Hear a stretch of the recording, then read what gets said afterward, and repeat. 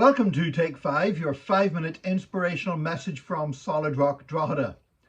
I remember as a young boy at school getting hold of a copy of the book, The Diary of Anne Frank, and reading about this young girl who was hidden away with her family for 2 years, hiding from the Nazi persecution of the Jews.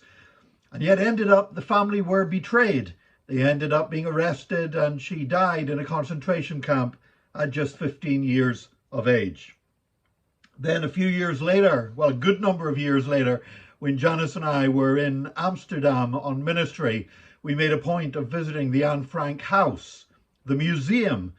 Basically the house where she hid away with her family for 2 years has been converted into a museum somewhere. If you get the chance, if you're ever in Amsterdam, I would thoroughly recommend that you visit the Anne Frank house. There's always long lines to get into it, and it's good to book in advance, but it's well worth going to visit.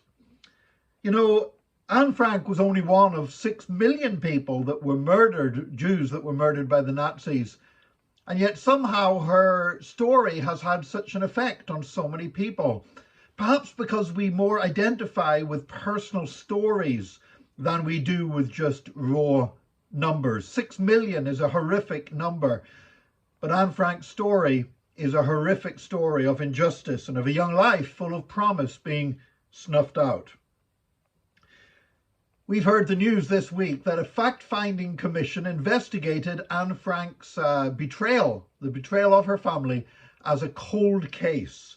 And basically they believe they have now identified the individual who betrayed the Frank family to the Nazis. The guy concerned was a Jew himself. He was a millionaire Jewish businessman in Amsterdam.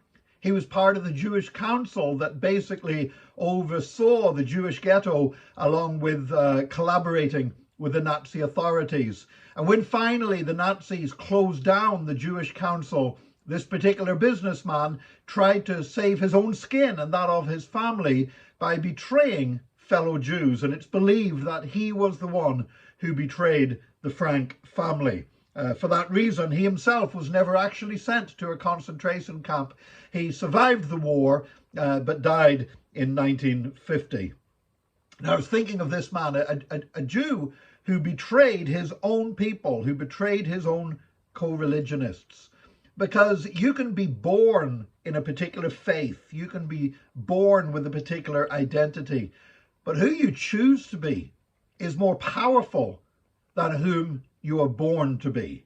In fact, who you choose to identify with is much more important than who you are identified with through an accident of birth. If you do go to Amsterdam, I would recommend that you take the time to catch the train out to Haarlem.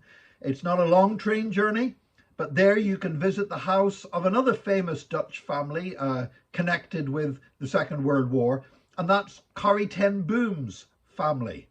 The Ten Boom watch shop is still there in Haarlem, and up above it there is another museum where you can go and see the space where Corrie ten Boom and her family used to hide Jewish people who were fleeing from the Nazi persecution. Corrie was not a Jew, she was a Christian, but her family believed in protecting the Jewish people in their hour of need and their time of trouble. They weren't affiliated with the Jews by birth, but they were affiliated with them by choice because of the compassion of Christ in their lives. Corrie ten Boom's father, whenever a law was passed that Jews had to put yellow stars and wear a yellow star on their clothing to identify them on the streets, he sewed a yellow star on his own clothing because he wanted to, even though he was a Christian, not a Jew, he wanted to be identified with the people of Abraham. Corrie ten Boom survived the war. She was in Ravensbrück concentration camp.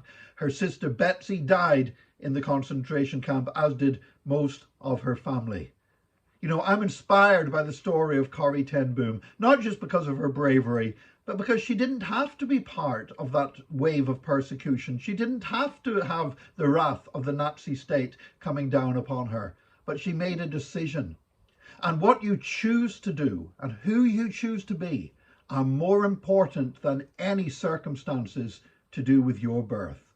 And I pray today that we will make the right decisions about how we live and who we live for. May God help us to live for him this day. And join us again tomorrow for another Take 5, your 5-minute inspirational message from Solid Rock Drogheda.